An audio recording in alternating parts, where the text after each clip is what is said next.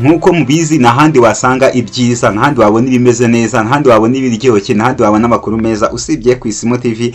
Wowe kora subscribe, share, like, comment kugira ngo ibintu bigende neza cyane. Hari inkuru tugiye kugarukaho mu karere ka Huye y'umusore w'imyaka 20 wasanzwe yapfuye, abantu benshi bagakeka ngo ni irondo. Ese irondo ukibaza rikora rite? Irondo nkuko bizwi akazi karyo no kurinda umutekano cyane cyane mu gihe cya nijoro. Ese niba ari cyo rishinzwe kurinda umutekano mu gihe cya nijoro, kwica byo bizamo bite? Ni ikibazo nyine umuntu hibaza, kwica bizamo bite? Ni bimwe mu bintu abantu bakomeje kugenda bibaza hano mu karere ka Huye, ariko murabizi yuko irondo mu gihugu hose riba rihari, kandi irondo icyo rigendereye no kuba ryacunga umutekano. Bimwe mu bintu usanga ari byiza cyane bigatuma umutekano ukomeza kuba hose cyangwa se ukomeza kumera neza mu duce twose tw'igihugu. Irondo ni na kimwe mu bintu amahanga yigira ku Rwanda, avuga ati kabisa u Rwanda rufite uburyo umutekano warwo uhagaze neza cyane. Ahantu hari irondo, irondo ni ikintu cya mbere cy'ubwenge abantu benshi bagomba kwitaho batekereza ku irondo. Ese irondo twebwe twakora dute? Kimwe n'umuganda ni bimwe mu bintu abantu benshi amahanga yakwigira ku gihugu cy'u Rwanda. Ubu ngubu rero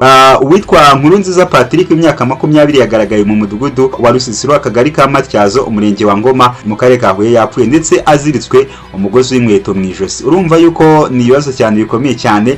Ni amakuru yamenyekanye mu gitondo cyo kuri 22 Kamena 2025, bivugwa ko yakubiswe n'abanyerondo. Abantu benshi batuye muri aka gace bavuze ko yakubiswe n'abanyerondo b'umwuga bikamuviramo urupfu. Amakuru avuga ko uyu musore ngo yafashwe n'abanyerondo ari kuririmba indirimbo y'icyunamo aho yari yicaye mu ishyamba riri munsi y'urugo. Uyobora irondo rero ngo yaje guhita amufata, aramukubita amuhora ko ari gusakuriza abaturage. Umwe mu baturage yavuze ko ngo uyu munyerondo yahise ahuruza abandi banyerondo ngo bamufashe, amushinja ko yamusuzuguye, maze umubyeyi we yahuruzwa agasanga bamujyanye. Yasura mu rugo amutegereje agaheba kugeza mu gitondo, ari nabwo byamenyekanye ko yapfuye. Urumva ni ibibazo bikomeye cyane. Abanyerondo urumva yuko kabisa ni kwa kundi, cyangwa abantu benshi bakunze guca umugani bavuga ngo irondo ryivanze n'ibisambo. Ntabwo wamenya kuko umunyerondo nimba ari we ushinzwe wenda gucunga umutekano w'abaturage, akaba ari we ugaragaye ko yawuhungabanyije, nacyo ni ikibazo gikomeye. Abaturage bakomeje bagaragaza ko umurambo wa nyakwigendera wabonywe mu ishyamba riri aho ngaho,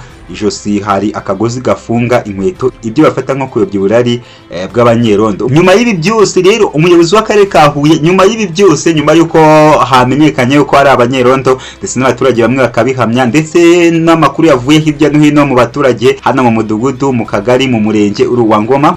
Nyuma y'ibyo byose meya w'akarere ka Huye Sebutege Ange yavuze ko iperereza kuri uru rupfu ryatangiye, ndetse ko bahumuriza umuryango wa nyakwigendera. Ati abaturage batanze amakuru, hari gukorwa iperereza, turahumuriza umuryango muri rusange n'abaturage, tunabasaba kwirinda ibyaha no kubizeza ko hamwe n'inzego z'ubugenzacyaha hakorwa ibishoboka mu gutahura icyateye uru rupfu. Umurambo wa nyakwigendera wajyanwe mu bitaro bya kaminuza bya Butare CHUB gukorerwa isuzuma rigaragaza icyamwishe, mu gihe wari uhagarariye irondo ry'umwuga muri santere ya Matyazo nawe yamaze gutabwa muri yombi mu gihe iperereza rikomeje. Urumva ko ni ikibazo gikomeye cyane, nimba irondo risigaye ryivanga n'ibisambo. Ntabwo ari ikintu cyiza cyane kuba umuntu yagira ikibazo cyangwa se kuba umuntu yapfa bivugwa yuko byatewe n'irondo. Irondo ni kimwe mu bintu byakakwiye kuba ahubwo bifasha abaturage kuba babaho neza, ndetse n'ikindi kintu twakabwiye abaturage. Buri kintu cya mbere nakubwira nk'umuturage, ntabwo ari gukora ibintu bibi nk'ibyo bishobora gutuma abaturage babaho wenda batishimye, bishobora gutuma abaturage babaho bafite ubwoba kubera wowe. Ahubwo ikintu cyiza